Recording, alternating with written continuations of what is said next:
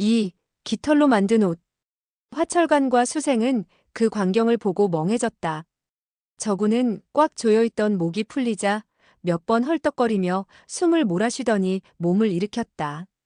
그 순간 부러진 오른쪽 다리를 생각하지 못하고 짚는 바람에 통증에 자신도 모르게 아이쿠 하고 소리를 지르며 나뒹굴었다. 그는 급히 오른손으로 땅을 짚고 왼발에 의지해 다시 일어섰다. 혈도노조의 두 발이 하늘을 향해 박혀 있는 것이 보였다.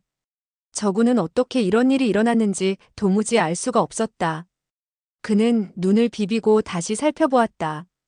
혈도노조는 틀림없이 눈 속에 머리를 박고 꼼짝도 하지 않았다.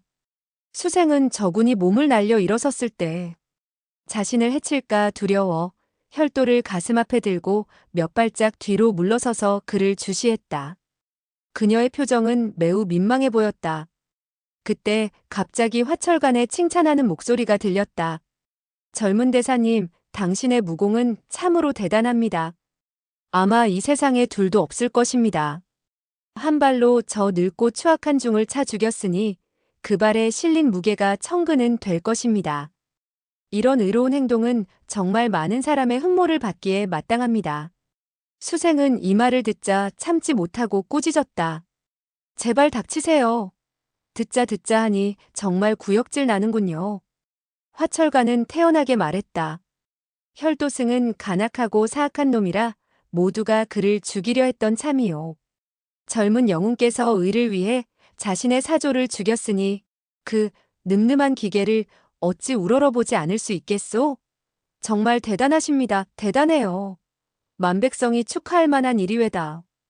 그는 혈도승의 두 다리가 뻣뻣하게 굳어 틀림없이 죽었으리라고 생각하자 즉시 태도를 바꿔 저군을 추켜 세우고 있었다. 사실 그의 본성은 비록 지금은 간사해졌지만 평생 동안 의로운 일만 행하고 악한 일은 하지 않았었다. 그렇지 않았다면 어떻게 육천서, 유승풍, 수대 같은 사람들과 10여 년 동안 형제처럼 지낼 수 있었겠는가? 그러나 오늘 어쩌다 실수로 유승풍을 죽이게 되자 마음에 큰 충격을 받아 평소에 호탕한 기계가 모두 사라졌던 것이다. 게다가 혈도승에게 괴롭힘을 당하자 수십 년 동안 마음속에 잠재있던 비굴함이 자신도 모르게 드러나고 있었다. 저구는 어리둥절하여 말했다. 내가 그를 발로 차 죽였다는 말씀이요? 화철관이 말했다. 물론입니다. 믿지 못하시겠다면 먼저 그의 두 다리를 자른 다음 꺼내보십시오. 저구는 수생을 한번 쳐다보았다. 수생은 그가 자기 손에 들린 혈도를 빼앗으려는 줄 알고 깜짝 놀라 한 발짝 뒤로 물러섰다. 저구는 고개를 흔들며 말했다. 그렇게 무서워하지 마시오. 나는 당신을 해치지 않을 것이오. 조금 전 당신이 나와 저 노화상을 한꺼번에 단칼로 내리치지 않아서 감사드립니다. 수생은 흥 하고 콧방귀를 뀌더니 아무 말도 하지 않았다. 화철관은 둘을 중재하려는 듯 말했다. 조카야, 이것은 너의 잘못이고 소영훈께서 진심으로 너에게 사과를 하는데 응당 그 사과를 받아줘야 한다. 조금 전 늙고 악독한 중이 칼을 내리치려 했을 때 만약 소영훈께서 너를 아끼고 사랑하지 않았다면 너의 목숨이 지금껏 남아있을 수 있었겠느냐? 화철관의 아끼고 사랑한다는 말을 듣자 수생과 저구는 멍한 표정으로 서로의 얼굴을 쳐다보았다. 수생은 비록 아름다운 소녀였지만 저구는 그녀를 구할 때 더 이상 애꿎은 사람이 죽어서는 안 된다는 일념뿐이었다. 그럼에도 불구하고 화철관의 말은 마치 저군이 그녀에게 흑심을 품은 것처럼 들리게 만들었다. 수생은 원래 저군에게 강한 적개심을 품고 있었으나 화철관의 말에 더욱 강한 미움이 들었다. 일시적으로 누구를 더 미워해야 할지 알 수가 없었다. 그러나 두 사람 모두 사악하다고 생각했다. 눈을 돌리니 아버지의 시신이 들어왔다. 자신의 처지가 너무 가련하게 느껴져 시체를 부둥켜 안고 엉엉 울기 시작했다. 화철관은 웃으면서 말했다. 대사님, 소영욱님의 법명이 어떻게 되시는지요? 저구는 대답했다. 나는 중이 아닙니다. 나를 대사라고 부르지 마시오. 승복을 입은 것은 잠시 어려움을 피하려고 거짓으로 입었을 뿐이요. 화철가는 기뻐하며 말했다. 그것 참 이상하군요. 알고 보니 대사가 아니었군요. 그렇다면 대엽의 성함은 어떻게 되십니까? 수생은 비록 통곡을 하고 있었지만 두 사람의 대화를 듣고 있었다. 저군이 중이 아니라고 하자 내심 반신반의했다. 저군의 목소리가 들려왔다. 내 성은 적이요.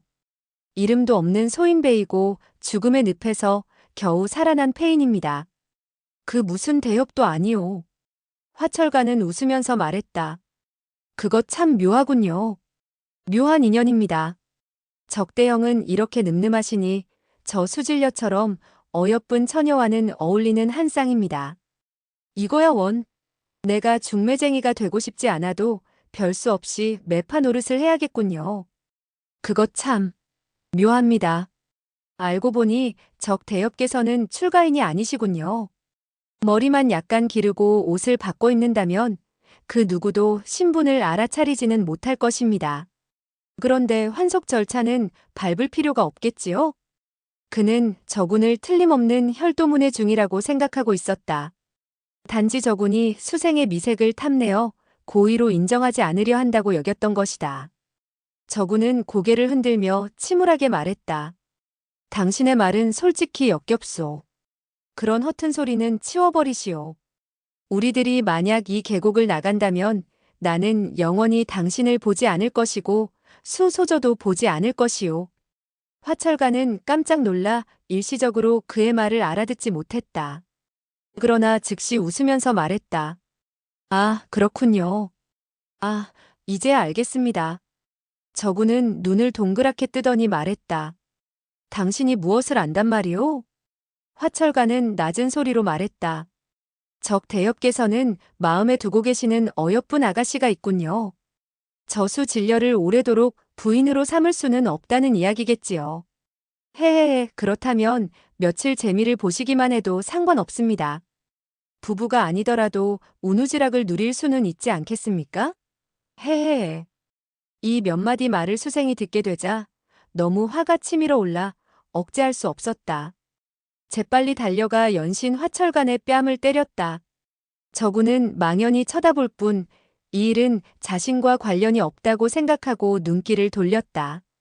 한참이 지나도 혈도 노조의 눈 속에 박힌 발은 꼼짝도 하지 않았다. 수생은 아버지의 시신이 다시 눈에 들어오자 더 이상 자신을 억제할 수가 없었다. 그녀는 애통해하며 크게 외쳤다. 아버지, 아버지. 그러나 수대는 이미 죽은 몸인데 어떻게 딸의 외침에 대답을 할 수 있겠는가?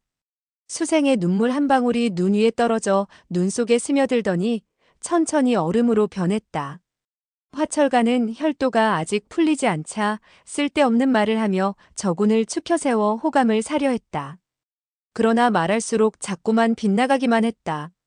저군이 그를 아는 채도 하지 않자 화철가는 스스로 눈밭에 드러누워서 몸을 쉬었다. 저군은 인맥과 동맥이 관통되자 정신이 맑아지고 몸속에 따뜻한 기운이 오가는 것을 느꼈다. 그 기운은 가슴에서 등 뒤로 갔다가 다시 가슴으로 돌아 나왔다. 한 바퀴 돌 때마다 몸은 말할 수 없이 편안해졌다. 그는 이 기묘한 상황이 금방 사라질까 염려되어 즉시 바닥에 누워 감히 움직이려 하지 않았다. 내력이 인맥과 동맥을 흐르도록 가만히 놔두었다. 수생은 몸을 일으키더니 한 걸음씩 혈도승이 박혀있는 곳으로 가보았다. 혈도승은 여전히 미동도 하지 않았다. 그녀는 즉시 있는 힘을 다해 왼발을 혈도로 내리쳤다. 팍 하고 가벼운 소리가 나면서 왼쪽 다리가 잘려나갔는데 피는 흐르지 않았다. 수생은 정신을 차려 자세히 보니 혈도 노조의 혈액은 이미 체온을 잃고 꽁꽁 얼어 있었다. 이 혈도승은 죽은 지 이미 오래되었던 것이다. 수생은 한편으로는 기뻤고 한편으로는 슬펐다. 그래서 칼을 들어 혈도승의 다리에 마구 칼을 휘둘렀다. 그녀는 생각했다. 아버지는 돌아가셨다. 나도 더 이상 살고 싶지 않다. 이 악독한 늙은 중은 죽었으나 아직 저 새파란 중놈이 살아있다. 내가 어찌 그에게 수모를 당할 수 있단 말인가? 만약 나에게 조금이라도 이상한 짓을 하려고 한다면 내 스스로 목숨을 끊으리라. 화철가는 이 모든 행동을 쳐다보며 내심 기뻐하고 있었다. 저 작은 중놈은 흉악하지만 나를 죽일 마음은 없구나. 조금 뒤 나의 혈도가 풀어지면 당장 저놈을 죽여야겠다. 또 얼마의 시간이 흐르도록 저군의 내공은 계속해서 움직이며 멈추지 않았다. 그래서 저군은 정전이 가르쳐준 신조경의 내공 요결에 따라 옹기조식을 하였다. 본래 내공이란 만질 수도 볼 수도 없는 것인데도 이때는 자유자재로 움직일 수 있었다. 그는 내심 놀랍고 기쁘기 이를 데 없었다. 옹기조식을 한 후 몸을 일으켜 나무 막대기를 하나 주워 오른쪽 겨드랑이에 끼고 혈도승 가까이 다가섰다. 그의 시체는 눈 속에 거꾸로 박혀 있고 두 다리는 수생에게 잘려 있었다. 죽은 것이 확실했다. 혈도승이 악한 짓을 너무 많이 했으니 인과응보라고 저구는 생각했다. 그러나 혈도승이 자신을 구해준 은혜가 생각나자 마음속이 조금 아파왔다. 그래서 그의 시신을 단정하게 꺼내어 눈밭 위에 똑바로 눕힌 후 눈을 모아 시신을 덮었다. 비록 간단하기는 했으나 그런대로 정성스러웠다. 그러나 그는 아직도 혈도노조가 왜 그렇게 힘없이 죽었는지 알 수가 없었다. 수생은 그가 혈도노조를 묻는 것을 보고는 그 방법이 괜찮다고 생각하여 즉시 수대의 시신을 눈 속에 묻었다. 그녀는 다시 육천서와 유승풍의 시신을 찾아 묻으려 했으나 둘의 시체는 눈 속에 파묻혀서 어디에 있는지 알 수가 없었다. 화철가는 말했다. 소영욱님, 우리 셋은 이렇게 기진맥진해 있고 모두 배가 고프니 조금 전에 굽던 말고기를 좀 나누어 주시지 않겠습니까? 모두 배를 채운 뒤에 다시 의논하여 이곳을 빠져나가도록 하지요. 저구는 그를 경멸하고 있었으므로 아무런 답변도 하지 않았다. 수생은 경멸의 표정을 짓고는 말했다. 그것은 내 말의 고기예요. 당신 같은 비열한 작자에게는 줄 수가 없어요. 저구는 고개를 끄덕였다. 그리고 화철간을 향해서 눈을 부릅떴다. 화철간은 말했다. 대사님. 저구는 단호하게 말했다. 내가 말하지 않았소? 나는 중이 아니라고. 더 이상 대사라고 부르지 마시오. 화철간은 말했다. 네, 적대협께서는 이번에 혈도승을 일거에 차 죽였으니 그 이름은 천하에 빛날 것입니다. 내가 이 계곡을 빠져나가면 첫 번째로 적대협이 오늘과 같은 의기를 널리 선전하겠습니다. 적대협께서 목숨을 아끼지 않으시고 수 아가씨를 구하고 혈도승을 죽여버렸으니 이야말로 무림의 큰 복입니다. 저구는 말했다. 나는 이름도 없고 미천한 죄인인데 그 누가 당신과 같은 헛소리를 믿는단 말이오? 그러니 입이나 닥치고 계시오. 화철간은 말했다. 이 화철간이라는 사람은 그래도 무림에 약간의 명성이 있어서 내가 말한다면 누구라도 안 믿고는 못 베길 것입니다. 그러니 저에게 말고기를 좀 가져다 주십시오. 저구는 울화가 치밀어 말했다. 내가 왜 당신에게 말고기를 가져다 주어야 한단 말이오? 앞으로 당신은 나를 보더라도 모르는 척하시오. 안 그러면 당신의 체면에 손상이 갈 것이니 말이오. 그는 지난 몇 년 동안 자신이 받은 억울한 누명과 고통이 생각나자 자신도 모르게 격분하여 감정을 억제하기 힘들었다. 화철가는 사실 말고기가 먹고 싶어서 그런 것은 아니었다. 그는 비록 배가 고프긴 했지만 반나절밖에 굶지 않았기 때문에 그리 문제될 것은 없었다. 그가 자꾸 말고기를 달라는 이유는 저군이 자신의 부탁을 들어주지 않을 것을 알았으나 그가 약간이라도 미안한 마음을 가지게 해서 자신을 죽일 생각을 하지 못하게 하려는 뜻이었다. 날이 점점 어두워지고 서북풍이 계속 불어오자 저군은 수생이 추워할까봐 말했다. 수소저, 당신은 동굴 안으로 들어가서 자도록 하시오. 이 말을 듣자 수생은 깜짝 놀랐다. 그가 나쁜 마음을 먹고 있다고 생각하고 즉시 두 발짝 물러서더니 혈도를 쥐고 앞을 가로막으며 말했다. 이 악독한 중놈아! 한 발짝이라도 다가온다면 나는 즉시 자결할 것이다. 저구는 깜짝 놀라며 말했다. 아가씨, 절대 오해를 하지 마시오.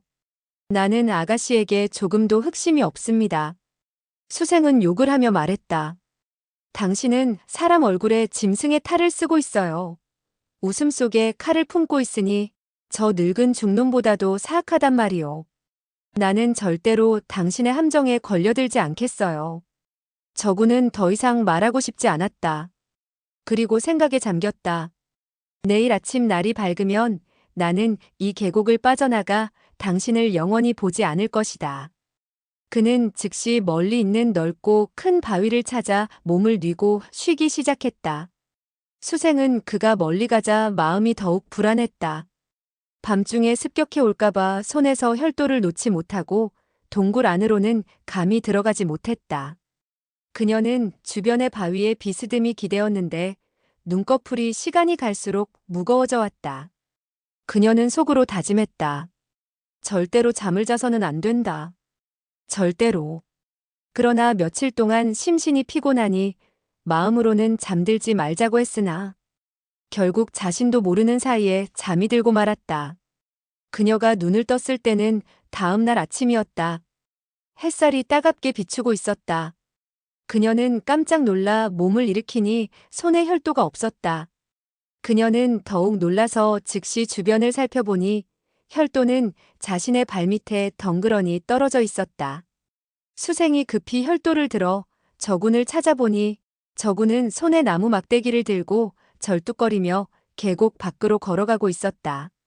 수생은 기뻤다. 이제야 이 악독한 중놈이 그냥 간다고 생각하니 부처님에게 감사하고 싶은 심정이었다. 저군은 계곡에서 빠져나가고자 길을 찾으려 했으나 주변은 온통 눈에 막혀서 나갈 길이라고는 없었다. 계곡의 입구에는 수십 장 높이로 눈이 쌓여 있어서 봄이 와서 눈이 녹지 않는 이상은 이곳을 빠져나가기란 불가능해 보였다. 그는 어쩔 수 없이 제자리로 돌아왔다. 화철관이 말했다. 적 대협, 어떻게 되었소? 저구는 고개를 좌우로 흔들면서 말했다. 나갈 길이 없습니다. 화철관은 혼잣말처럼 중얼거렸다. 너야 나갈 수 없겠지만 이 화철관이 어떤 사람인데 너와 같겠느냐? 오후가 되어 혈도가 풀어진다면 나의 실력을 톡톡히 보여주마. 그러나 겉으로는 내색하지 않고 말했다. 그리 걱정하지 마십시오. 나의 혈도가 풀어지면 두 분을 데리고 이 계곡을 빠져나가겠습니다. 수생은 저군이 자기에게 아무런 행동도 하지 않자 다소 마음이 놓였다. 그러나 방비하는 마음은 흩어지지 않아서 항상 그와 멀리 떨어져서 한마디도 대화하지 않았으며 혈도를 품 안에 간직하고 있었다. 저군은 그녀의 그런 태도를 보고 기분이 좋지 않아 빨리 이 계곡을 빠져나가고 싶은 심정이었다. 정오가 넘었을 때 화철관이 갑자기 몸을 일으키면서 말했다. 조카님의 말고기를 좀 빌려주게나. 이 계곡에서 나가면 배로 갚아주지. 그리고 말고기가 있는 곳으로 가더니 한 덩이를 주워들고는 먹기 시작했다. 혈도승에게 찍혔던 혈도는 시간이 지나자 자연스레 풀렸던 것이다. 화철관은 혈도가 풀리자 즉시 교만하게 변했다. 수생과 저군이 합공을 해온다 해도 자신의 상대가 되지 못한다고 생각했다. 그는 이 계곡에서 오래 머물 이유가 없다고 생각하고 한시라도 빨리 나가는 길을 찾아야겠다고 생각했다. 그는 나가는 길을 찾는 즉시 저군과 수생을 죽여서 이 계곡 안에서 펼쳐졌던 자신의 추태를 누설하지 못하도록 해야겠다고 마음먹었다. 그는 경공을 전개하여 계곡을 한 바퀴 돌았으나 주변이 수십 장 높이의 눈이 수십 리에 걸쳐 쌓여 있어서 도저히 나갈 수가 없었다. 혹시 눈 밑으로 길을 판다고 해도 수십 리에 걸쳐 굴을 파서 나가면 그 안에서 숨이 막혀 죽을 것이다. 그렇다고 또 이 눈이 녹기를 기다리자니 반년은 지내야 할 텐데 눈밖에 없는 이 계곡에서 무엇을 먹으면서 지내야 할지 막막했다. 그는 어쩔 수 없이 다시 제자리로 돌아와서 말했다. 내년 봄이 와야 나갈 수 있겠구먼. 저군과 수생은 화철관의 양쪽에 있었는데 화철관의 말을 듣고는 깜짝 놀라 주변을 둘러보았다. 그리고 같은 생각을 했다.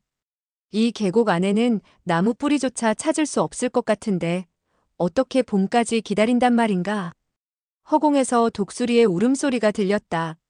셋은 일제히 하늘을 쳐다보며 생각했다. 저 하늘 나는 독수리처럼 날개가 있다면 이 계곡을 쉽게 빠져나갈 수 있을 텐데.